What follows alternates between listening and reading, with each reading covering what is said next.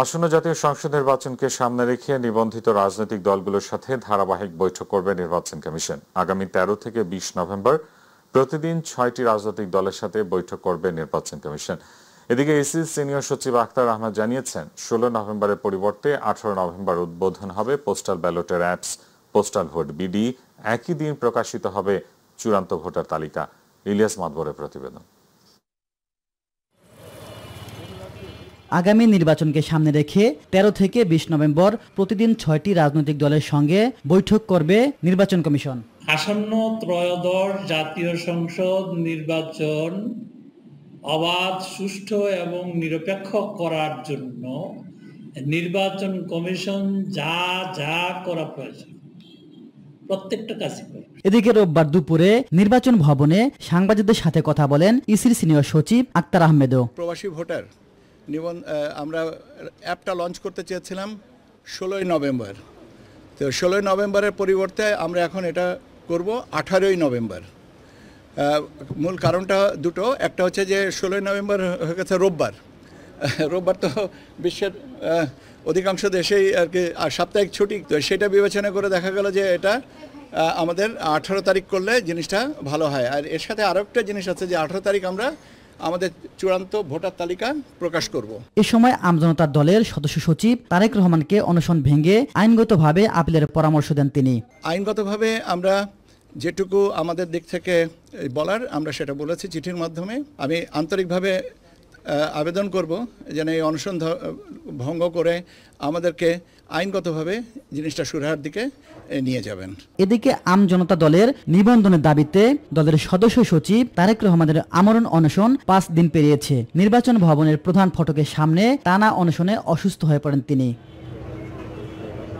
রোববার তারেক রহমানের আমরণ অনশনের সঙ্গে সংহতি প্রকাশ করেন বিএনপি নেতা ইশরাক হোসেন। কেন তারেক রহমানকে রাজনৈতিক দলের নিবন্ধন দেয়া হবে না, আর যদি ওনাকে না দেয়া হয়ে থাকে আর কোন কোন দল শর্ত সম্পূর্ণভাবে পূরণ করে নিজেদের নিবন্ধন সম্পন্ন করেছে সেটি প্রত্যেকটি অডিটেড রিপোর্ট জনসম্মুখে পাবলিশ করতে হবে। এ সময় তিনি বলেন, রাজনৈতিকভাবে ত্যাগী ও নির্যাতন নেতা তারেক রহমানের নেতৃত্বাধীন দলটিকে নিবন্ধন না দেওয়াটা রাজনৈতিক বৈষম্যের প্রতিফলন। আমরা জোরালো দাবি জানাচ্ছি, অবিলম্বে তার নিবন্ধন দিতে হবে। ইলিয়াস মাতবর, মাই টিভি, ঢাকা।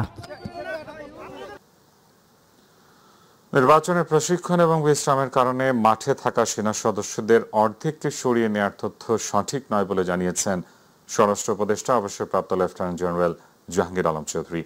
বিকেলে সচিবালয়ে আইন শৃঙ্খলা সংক্রান্ত কোর কমিটির বৈঠক শেষে কথা জানান তিনি। এ সময় রাজনৈতিক নিষিদ্ধ আওয়ামী লীগের 13 নভেম্বরের কর্মসূচি ঘিরে কোনো ধরনের শঙ্কা নেই বলে জানান স্বরাষ্ট্র উপদেষ্টা। সেনাবাহিনী আমরা 50% উইথড্র করে আমরা 50% উঠাচ্ছি না। এই মুহূর্তে সেনাবাহিনী সব আগে যেরকম ছিল এখন একই। কোনো ধরনের আশঙ্কা নাই, কোনো ধরনের লকডাউন যে ই ডাকুন, কোনো ধরনের কি ডাকছে না, কোনো আশঙ্কা নেই। আইন, বিচার ও সংসদ বিষয়ক উপদেষ্টা আসিফ নজরুল বলেছেন, জাতীয় সংসদ নির্বাচন নিয়ে শঙ্কার কোনো কারণ নেই। সরকার ফেব্রুয়ারির প্রথমার্ধে নির্বাচন আয়োজনের ব্যাপারে বদ্ধপরিকর। সকালে রাজশাহী চিফ জুডিশিয়াল ম্যাজিস্ট্রেট আদালত ভবনের লিগ্যাল এইড অফিসে বিচারকদের সাথে মত বিনিময় শেষে সাংবাদিকদের প্রশ্নের জবাবে তিনি এসব কথা বলেন। তিনি আরো বলেন, নির্বাচন বিলম্বিত করার কোনো ইস্যু নেই। উৎসবমুখর পরিবেশ সৃষ্টির জন্য যা যা করা দরকার করা হবে। বাংলাদেশের সাধারণ মানুষ অধীর আগ্রহী হয়ে নির্বাচনের জন্য অপেক্ষা করছে। তাদের মাঝে উৎসাহ সৃষ্টি হয়েছে বলেও জানান আইন উপদেষ্টা। নির্বাচনের জন্য অপেক্ষা করছে, কারণ আপনারা দেখেন যে নির্বাচন অনেক দেরি আছে। অলরেডি আমি যেখানে যাই দেখছি পোস্টার দেখতে পাচ্ছি, মানুষের মধ্যে অত্যন্ত একটা উৎসাহ উদ্দীপনা সৃষ্টি হয়েছে। তো নির্বাচন নিয়ে আশঙ্কার কোনো কারণ দেখি না।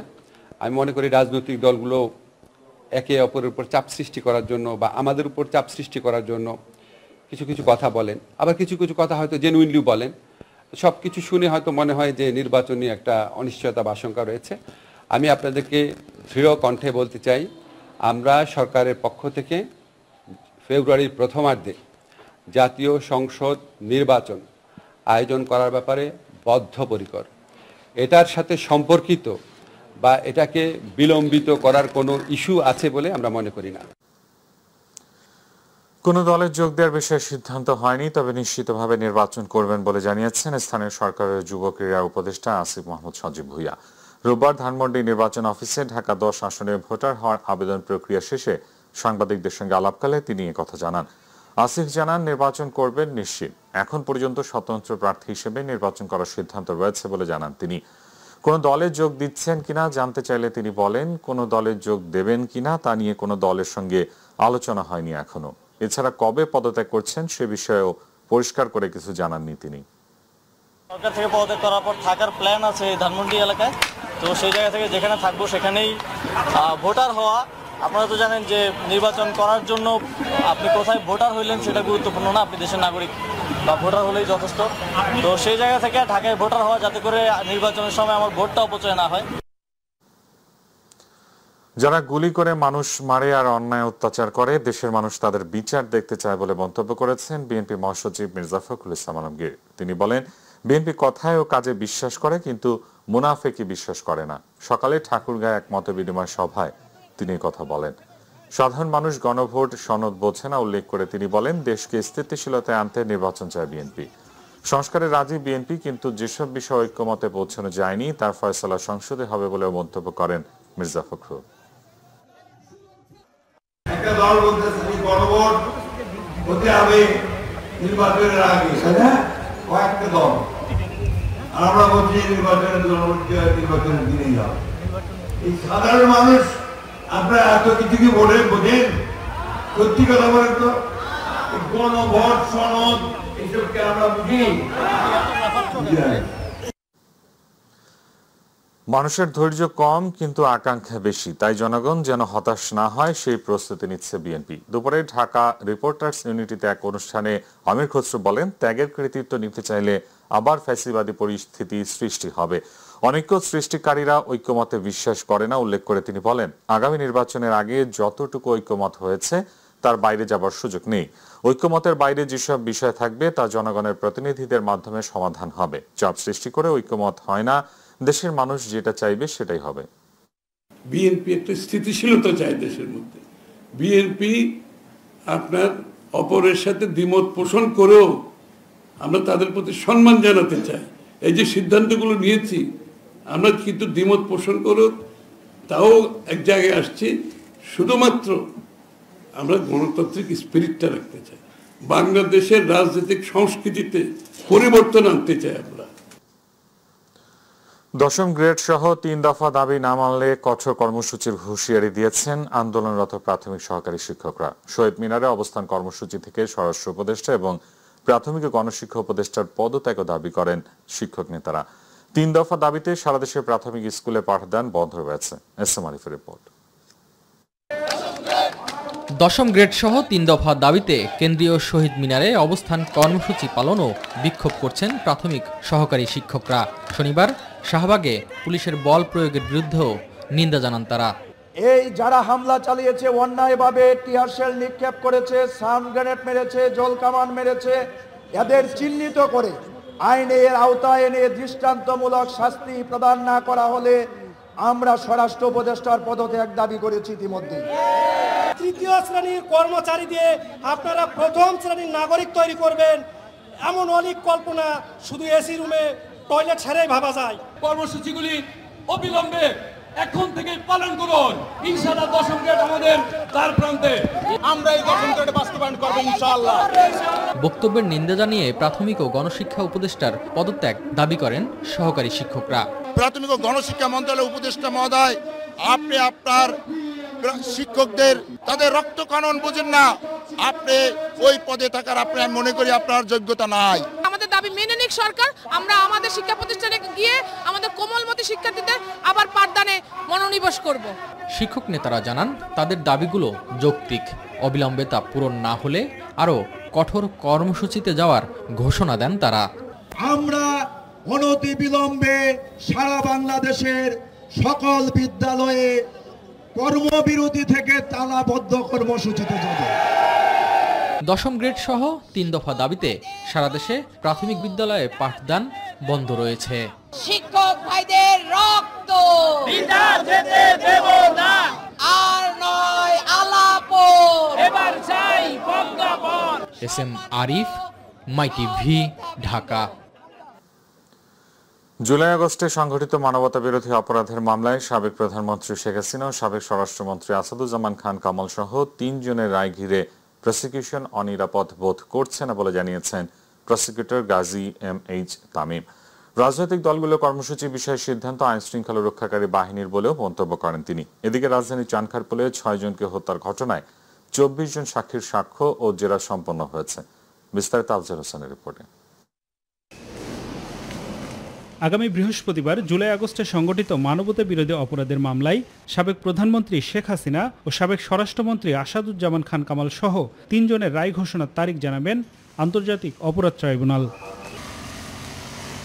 রায়ের তারিখ ঘোষণার দিন ঘিরে সহিংসতা হলে সে বিষয়ে দেশের আইন শৃঙ্খলা রক্ষাকারী বাহিনী সিদ্ধান্ত গ্রহণ করবে বলে মন্তব্য করেছেন prosecutor Gazi MH Tamim. Prosecution কোনো অনিরাপত্তা বোধ করছে না। প্রসিকিউশনের দায়িত্ব হলো ট্রাইব্যুনালে তদন্ত সংস্থা থেকে যে অভিযোগগুলো আনা হয় সেটি ট্রাইব্যুনালে প্রমাণ করার জন্য চেষ্টা করা, সাক্ষ্য উপস্থাপন করা, যুক্তিতর্ক তুলে ধরা। রাজনৈতিক দলগুলো তারা রাজনৈতিক কর্মসূচি গ্রহণ করবেন, রাষ্ট্রের বা সরকারের আইন শৃঙ্খলা বাহিনী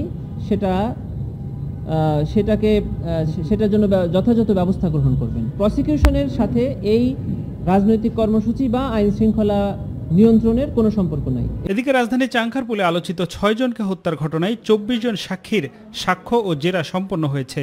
জবানবন্দি শেষে সাবেক প্রধানমন্ত্রী শেখ হাসিনা ও ফজলে নূর তাপসের 2টি ফোনালাপ বাজিয়ে শোনানো হয়। এই মাসের 12 তারিখে পরবর্তী সাক্ষী উপস্থাপনের জন্য দিন নির্ধারণ হয়েছে।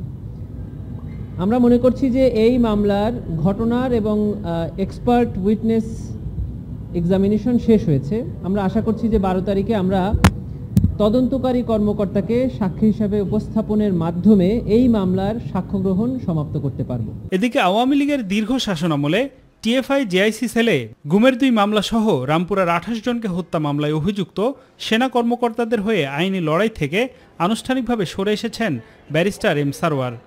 এই অফিসারদের পরিবার নতুন করে লয়ার এনগেজ করেছে ইতিমধ্যে, তারা ওকলামনামা সাবমিট করবে এবং তারা এই ডিফেন্স কেস পরিচালনা করবে। গুমের 2 মামলায় পরবর্তী শুনানির জন্য আগামী 23 নভেম্বর দিন ধার্য করেছেন ট্রাইব্যুনাল। রামপুরার 28 জনকে হত্যা মামলা শুনানি হবে 24 নভেম্বর। আফজাল হোসেন, মাইটিভি, ঢাকা। রফতানির আড়ালে 97 মিলিয়ন মার্কিন ডলার বা প্রায় 1200 কোটি টাকা বিদেশে পাচারের অভিযোগে বেক্সিমকো গ্রুপের vice chairman Salman F Rahman ও চেয়ারম্যান ASF রহমান সহ সংশ্লিষ্ট আরও কয়েকজনের বিরুদ্ধে দায়ের করা 17টি মানি লন্ডারিং মামলার অভিযোগপত্র দাখিলের অনুমোদন দিয়েছে পুলিশের অপরাধ তদন্ত বিভাগ CID।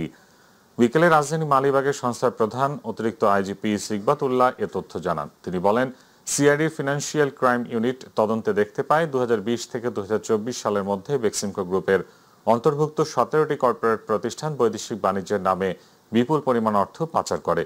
সেই অর্থ পাঠানো হয় দুবাইয়ের RR গ্লোবাল ট্রেডিং লিমিটেড এর মাধ্যমে সংযুক্ত আরব আমিরাত, সৌদি আরব, দক্ষিণ আফ্রিকা, যুক্তরাজ্য, আয়ারল্যান্ড সহ বিভিন্ন দেশে। সুকৌশলে এই বিপুল পরিমাণ 97 মিলিয়ন মার্কিন ডলারকে এই দেশ থেকে লন্ডারিং করা হয়েছে, যেটি আমাদের দেশের টাকা, এটি চলে গিয়েছে। মেইনলি যেটি আমি আগে বলেছিলাম যে RR গ্লোবাল ট্রেডিং, যেটি দুবাইতে অবস্থিত, এবং তারই কিছু সিস্টার কনসার্ন যেটি সৌদি আরব, আরব আমিরাত, দক্ষিণ আফ্রিকা, UK, USA, আয়ারল্যান্ডে এবং বিভিন্ন দেশে অবস্থিত। এই 97 মিলিয়ন ডলার এটি একটা লন্ডারকৃত টাকা। আমরা এটির চার্জশিট 17টি মামলার একসাথে চার্জশিট আমরা অনুমোদন করেছি। আমরা এই টাকাগুলোকে, এই লন্ডারকৃত টাকাগুলোকে আমাদের দেশে ফিরিয়ে আনার জন্য আমাদের সকল প্রচেষ্টা অব্যাহত থাকবে। চলতি সপ্তাহের মধ্যে পেঁয়াজের দাম না কমলে আমদানির অনুমোদন দেওয়া হবে বলে জানিয়েছেন বাণিজ্য উপদেষ্টা শেখ বশিরউদ্দিন। সরকার পেঁয়াজের দাম বৃদ্ধির বিষয়টি তীক্ষ্ণ দৃষ্টি রাখছে উল্লেখ করে দেশে পেঁয়াজের কোনো সংকট নেই বলেও জানান তিনি। এদিকে 5 ব্যাংকের শেয়ার শূন্য ঘোষণা সম্পর্কে বাংলাদেশ ব্যাংকের গভর্নরের দেয়া বক্তব্য চূড়ান্ত নয় বলে জানিয়েছেন অর্থ উপদেষ্টা ডক্টর সালেউদ্দিন আহমেদ। সচিবালয়ে আলাদা অনুষ্ঠানে এসব কথা বলেন তারা। আরও জানাচ্ছেন রাকিব হাসান। গত 2 সপ্তাহ ধরে হঠাৎ করে অস্থির পেঁয়াজের বাজার। কয়েক দফায় খুচরা বাজারে দাম বেড়েছে কেজি প্রতি 50 থেকে 60 টাকা। পেঁয়াজের দাম বৃদ্ধি নিয়ে বিকেলে সচিবালয়ে সাংবাদিকদের বিভিন্ন প্রশ্নের জবাব দেন বাণিজ্য উপদেষ্টা। একাধিক কারণে পেঁয়াজের মূল্য বৃদ্ধি হয়েছে। মৌসুমের শেষ, আমাদের মানে যে পেঁয়াজটা শেষ মৌসুমে এসছে সেটাও একটু শুকিয়ে ওজনও কমেছে। নিশ্চয়ই আপনারা জানেন, যারা এই হাই ফ্লো মেশিন দিয়ে পেঁয়াজগুলোকে সংরক্ষণ করেছেন তাদেরও ব্যয় রয়েছে। বাজারে পেঁয়াজের কোনো সংকট নেই জানিয়ে তিনি বলেন, এই সপ্তাহের মধ্যে দাম না কমলে আমদানির অনুমোদন দেয়া হবে। সামগ্রিকতার বিচারে আমরা বলবো যে আমরা নজর রাখছি, প্রয়োজনীয় পদক্ষেপ আমরা নিব। আমরা যতক্ষণ মনে করছি যে এটা যদি স্বাভাবিক অবস্থায় ফেরত আসে আমরা আমদানি অনুমোদন দিব না। আর যদি এই সপ্তাহের মধ্যে স্বাভাবিক অবস্থায় ফেরত না আসে আমরা আমদানি দিয়ে বাজার ব্যবস্থায়, সরবরাহ ব্যবস্থায় মানে যোগানের উন্নতি ইনশাআল্লাহ ঘটাবো। এর আগে সকালে অর্থ উপদেষ্টার সভাপতিত্বে সচিবালয়ে অনুষ্ঠিত হয় অর্থনৈতিক বিষয় সংক্রান্ত ও সরকারি ক্রয় সংক্রান্ত উপদেষ্টা পরিষদ কমিটি এবং খাদ্য পরিকল্পনা ও পরিধারণ কমিটির সভা। সভা শেষে সাংবাদিকদের প্রশ্নের জবাবে অর্থ উপদেষ্টা জানান, রাজনৈতিক সরকার অর্থ ব্যবস্থার সংস্কারগুলো কতটা ধারণ করে সে বিবেচনা করে ঋণের 2 কিস্তি একসাথে দেবে IMF। ওরা বলছে তোমরা তো করে যাচ্ছ যে জিনিসগুলো, আমরা একটু দেখতে হবে একটা রাজনৈতিক সরকার এসে কর্তৃকটা ধারণ করে। ওটা তো একটা ইম্পর্টেন্ট জিনিস, যে ওরা ধারণ করার পর আমরা ফেব্রুয়ারির দিকে ইলেকশনের সাথে সাথে ওরা আবার রিভিউ আসবে, তারপর ওরা ডিসাইড করবে 2টা কিস্তি একবারে দিয়ে দেবে। 5 ব্যাংকের শেয়ার শূন্য গভর্নরের এমন সিদ্ধান্ত চূড়ান্ত নয় বলেও জানান ডক্টর সালেউদ্দিন আহমেদ। সেটার ব্যাপারে আমাদের একটা রাকিব হাসান, মাইটিভি, ঢাকা। কুষ্টিয়া, পাবনা, নাটোর, রাজশাহী 4 জেলার দুর্গম বিস্তীর্ণ পদ্মার চরে 12 ঘন্টার টানা অভিযানে 67 জনকে গ্রেফতার করেছে যৌথ বাহিনী। উদ্ধার হয়েছে 10টি আগ্নেয়াস্ত্র, 24টি দেশীয় অস্ত্র ও মাদক। এ নিয়ে বিকেলে রাজশাহী রেঞ্জ ডিআইজি কার্যালয়ে অনুষ্ঠিত হয় সংবাদ সম্মেলন। রাজশাহী রেঞ্জের ডিআইজি মোহাম্মদ শাহজাহান বলেন, পদ্মার চরে কাকন বাহিনী সহ 11টি সন্ত্রাসী বাহিনীর আধিপত্য। তাদের সন্ত্রাসী কার্যকলাপ, মানুষ হত্যা, অপহরণ, চাঁদাবাজির মতো অপরাধমূলক কর্মকাণ্ড বন্ধে এই অভিযান পরিচালনা করা হয়েছে। অভিযানে রাজশাহী, নাটোর, পাবনা এবং কুষ্টিয়া এলাকা থেকে মোট 67 জনকে গ্রেফতার করা হয়েছে। উদ্ধার করা হয়েছে 10টি আগ্নেয়াস্ত্র, দেশীয় তৈরি 2টি বন্দুক, 6টি পিস্তল, 24 রাউন্ড কার্তুজ, 5টি মোটরসাইকেল ও মাদকদ্রব্য। কুষ্টিয়া থেকে উদ্ধার করা হয়েছে ইঞ্জিন চালিত নৌকা, স্পিড বোট, অস্ত্র রাখার সিলিন্ডার। শনিবার দিবাগত ভোরে অপারেশন ফার্স্ট লাইট শুরু হয়ে চলে দুপুর পর্যন্ত। পুলিশ, র্যাব ও এপিবিএন এর 1200 সদস্য এই অভিযানে অংশ নেন। ঢাকা বিশ্ববিদ্যালয়ের টিএসসিতে শুরু হয়েছে 2 দিন ব্যাপী নববর্ষ প্রকাশনা উৎসব 2026। প্রায় 300 রকমের প্রকাশনা সামগ্রী এবার প্রদর্শন করা হচ্ছে। আয়োজকরা জানিয়েছেন, ছাত্র সমাজের মেধা ও চিন্তার বিকাশে গুরুত্বপূর্ণ ভূমিকা রাখছে এসব প্রকাশনী। ঢাকা বিশ্ববিদ্যালয়ের পাশাপাশি বিভিন্ন বিশ্ববিদ্যালয় ও স্কুল কলেজ থেকে শিক্ষার্থীরা প্রকাশনী উৎসবে যোগ দিতে ভিড় করছেন। বিস্তারিত আফজাল হোসেনের রিপোর্টে।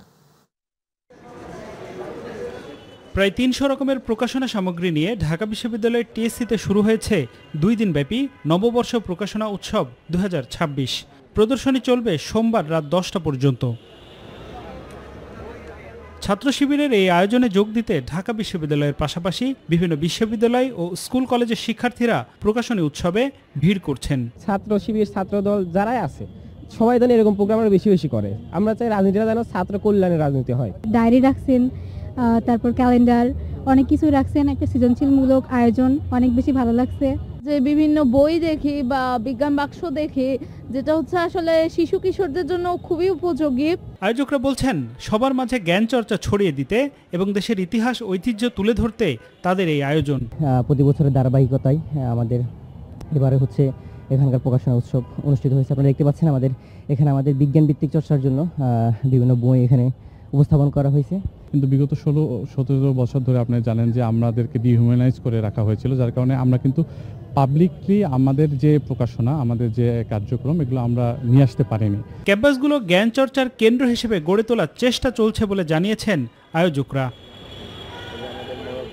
আফজাল হোসেন, মাইটিভি, ঢাকা।